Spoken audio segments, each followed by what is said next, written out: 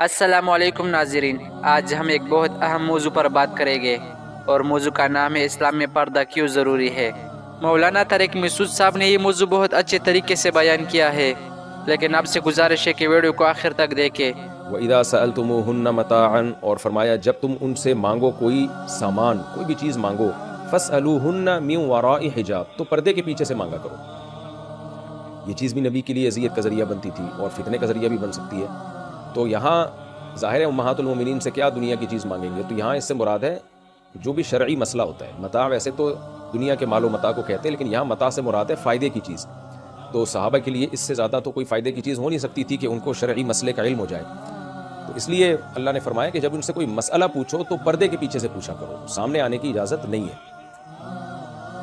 اور یہ بھی ہے کہ نبی صلی اللہ علیہ وسلم کی زندگی میں تو اس کی نوبت کم آتی تھی، لیکن اللہ کے علم میں یہ بات تھی کہ سید الانبیاء صلی اللہ علیہ وسلم کے دنیا سے جانے کے بعد بہت زیادہ لوگ رخ کریں گے امہات المومنین کی طرف مسائل پوچھنے کے لیے، کیونکہ ضرورت پیش آتی رہے گی۔ اب گھر کے حالات اور گھر کے باتیں، گھروں میں زندگی کیسے گزارنی چاہیے اور گھر میں کیا کیا نبی صلی اللہ علیہ وسلم نے احکام دیے ہیں، اور کچھ باتیں تو ایسی ہیں جو امہات المومنین کو نبی نے بیان کی ہیں، امہات المومنین کے علاوہ بیان نہیں کی ہیں۔ تو پوری دنیا سے لوگ آتے تھے امہات المومنین سے مسائل پوچھنے کے لیے۔ خاص طور پر سیدہ عائشہ رضی اللہ تعالیٰ عنہ سے تو بہت زیادہ مسائل پوچھے گئے ہیں۔ ایسے ایسے مسائل بھی پوچھے گئے جو بظاہر حیا کے خلاف ہیں۔ حدیث میں آتا ہے کہ ایک صحابی آئے دور سے چل کے، ایک دوسرے ملک سے سفر کر کے آئے اور حضرت عائشہ رضی اللہ تعالیٰ عنہ کے گھر پہ آ کے کہنے لگے میں آپ سے مسئلہ پوچھنا چاہتا ہوں لیکن وہ حیا کے خلاف ہے۔ تو حضرت عائشہ نے فرمایا لا تستحی فانما انا امک، تم مسئلہ پوچھنے میں حیا مت کرو، میں تمہاری ماں ہوں۔ تو اس سے پتہ چلتا ہے کہ کہاں کہاں سے لوگ مسائل پوچھنے کے لیے آیا کرتے تھے۔ تو اس لیے اللہ نے ہمیشہ کے لیے اصول اور ضابطہ بیان کر دیا کہ جو بھی آپ سے مسائل پوچھنے کے لیے آئیں گے تو فاسألوهن من وراء حجاب، پردے کے پیچھے سے یہ مسئلہ پوچھا جائے گا، سامنے آنے کی اجازت نہیں ہے۔ اور اس کی اللہ نے حکمت بیان کر دی، ذالکم اطہر لقلوبکم، یہ تمہارے دلوں کے لیے بھی زیادہ پاکیزگی کا ذریعہ ہے، وقلوبہن، اور ان کے دلوں کے لیے بھی۔ یعنی پاکیزہ معاشرہ اور پاکیزہ قلوب اگر آپ چاہتے ہیں سوسائٹی میں پیدا کرنا تو پھر پردے کا نظام بہت ضروری ہے۔ آپ کہہ سکتے ہیں بھئی ایک طرف تو صحابہ کرام تھے، دوسری طرف امہات المومنین تھیں، تو ان کو کیا فتنے کا اندیشہ؟ تو اس سے پتہ چلتا ہے کہ بھئی جہاں مرد اور عورت ہوں گے تو وہاں کچھ نہ کچھ فتنے کا اندیشہ ہوگا۔ فتنے سے مراد یہ نہیں کہ خدا نخواستہ وہ کسی برائی میں پڑ جاتے، یہ طبعی میلان جو غیر فطری ہوتا ہے، غیر اختیاری ہوتا ہے، یہ طبعی میلان کو بھی اللہ نے پسند نہیں کیا۔ آپ جب غیر محرم سے بات کر رہے ہوتے ہیں اور وہ آپ سے بہت زیادہ فری ہو رہی ہے تو بعض دفعہ گناہ نہیں ہوتا، لیکن آپ کی طبیعت اس کی طرف مائل ہونا شروع ہو جاتی ہے۔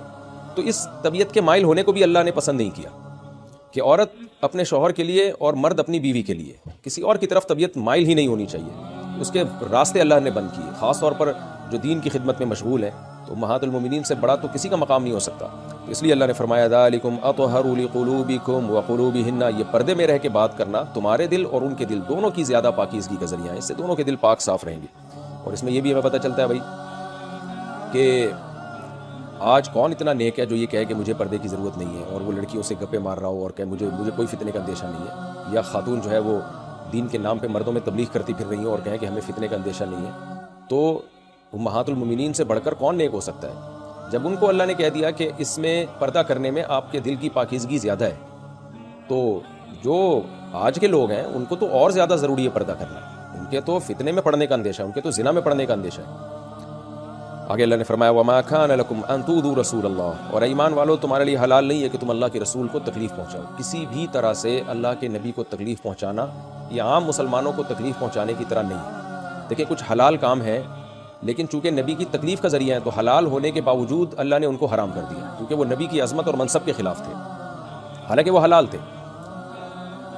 جیسے امہات المومنین، ان سے نکاح کو حرام قرار دے دیا، حالانکہ جب کوئی شخص دنیا سے چلا جاتا ہے وہ کتنا ہی عظیم المرتبہ ہو تو اس کی بیوی عدت کے بعد کہیں بھی دنیا میں نکاح کر سکتی ہے۔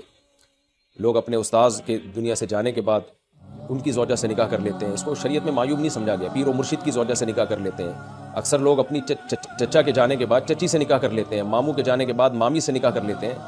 تو یہ شرعاً حلال ہے کیونکہ یہ چچی اور ممانی غیر محرم رشتے ہیں، لیکن نبی صلی اللہ علیہ وسلم کی ازواج کو بھی یہ مقام دیا گیا اور خود پیغمبر صلی اللہ علیہ وسلم کو بھی، کیونکہ آپ صلی اللہ علیہ وسلم کے لیے یہ عمل تکلیف کا ذریعہ۔ آپ کی طبی خواہش یہ تھی کہ میری دنیا سے جانے کے بعد میری ازواج سے کوئی نکاح نہ کرے، تو یہ طبی خواہش تھی، لیکن آپ صلی اللہ علیہ وسلم اس کا اظہار نہیں کرتے تھے کیونکہ آپ صلی اللہ علیہ وسلم اللہ کے حلال کو حرام اور حرام کو حلال نہیں کر سکتے تھے، لیکن اللہ نے یہ پابندی لگا دی کہ بھئی تم نبی کو کسی بھی طرح سے تکلیف نہیں دے سکتے. ایک کام جو بذات خود حلال ہے، نبی کی عظمت اور نبی کی راحت اور آرام کی خاطر وہ حرام کیا جا رہا ہے. وہ کیا ہے؟ آپ کی ازواج سے نکاح نہیں ہو سکتا.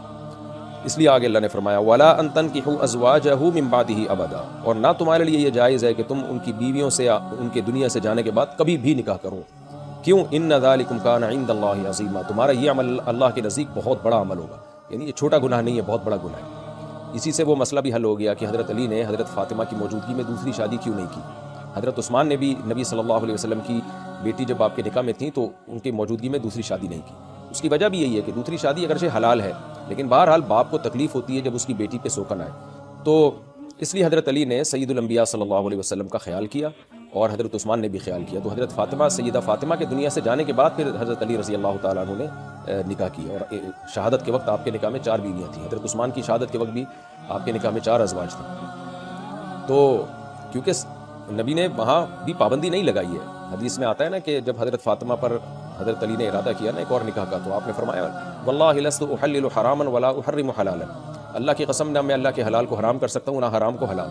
ولکن لا یجتمع بنت رسول اللہ و بنت عدو اللہ فی بیت واحد، لیکن اللہ کے دشمن کی بیٹی اور اللہ کے نبی کی بیٹی ایک گھر میں جمع نہیں ہو سکتی. کیونکہ حضرت علی ابو جہل کی بیٹی سے یا ابو لہب کی بیٹی سے نکاح کر رہے تھے، ابو لہب کی بیٹی سے شاید نکاح کر رہے تھے. تو اس سے بھی پتہ چلتا ہے کہ بھی حلال حرام کا مسئلہ نہیں تھا. بس پھر آپ نے یہ بھی فرمایا فاطمہ تو بضعۃ منی، فاطمہ جو ہے میرے جگر کا ٹکڑا ہے، میرے دل کا ٹکڑا ہے. من آذاها فقد آذانی، جس نے فاطمہ کو تکلیف دی اس نے مجھے تکلیف دی. تو یہ خصوصیت تھی حضرت فاطمہ کی اور سید الانبیاء کی کہ پیغمبر کی بیٹی پہ سوکن نہیں آ سکتی. اب لوگ اس سے استدلال کرتے ہیں کہ دوسری شادی بری چیز ہے، دیکھو نبی حضرت علی نے نہیں کی، حضرت عثمان نے نہیں کی. بھائی آپ اگر پیغمبر ہیں تو پھر تو ٹھیک ہے، آپ کی بیٹی پہ سوکن لانا بھی غلط ہے، ناجائز ہے. لیکن اگر آپ پیغمبر نہیں ہیں تو جتنے ہیں اتنا ہی رہنا چاہیے انسان کو. جیسے کوئی استاذ ہو، پیر و مرشد ہو، اس کے انتقال کے بعد اس کی بیوہ سے نکاح میں کوئی حرج نہیں ہے. کوئی یہ نہیں کہہ سکتا کہ جی یہ تو خاندان کا بڑا تھا، اس کی بیوہ سے کیسے نکاح ہو سکتا ہے. نہ اس میں بیوہ کا بھی نقصان ہے نکاح سے روکنا، اور شریعت کی بھی حدود کی بھی آپ حد سے تجاوز کر رہے ہیں. تو پیغمبر کے ساتھ کچھ احکام خاص ہوتے ہیں، وہ پیغمبروں ہی کا خاصہ ہوتے ہیں. عوام کو یا کوئی کتنا بڑا عالم ہو، بزرگ ہو، اس کو پیغمبر پر قیاس کرنا ان احکام میں جائز نہیں ہوتا. پردہ انسان کو دنیا میں باوقار بناتا ہے. اللہ نے مرد و عورت کی عزت کو محفوظ رکھنے کے لیے حجاب کو ایک ڈال بنایا ہے. قرآن کہتا ہے کہ پردہ فحاشی سے بچنے کا ذریعہ ہے. پردہ غیر ضروری میل جول اور غلط فہمیاں ختم کرتا ہے، جس سے گھر اور معاشرے میں سکون، اعتماد اور احترام پیدا ہوتا ہے. پردہ کسی ثقافت یا خاندان کا اصول نہیں بلکہ اللہ کا حکم ہے. اگر ویڈیو پسند آئے تو ویڈیو کو لائک کریں اور مزید ایسے اسلامی ویڈیوز کے لیے ہمارا چینل سبسکرائب کریں. شکریہ.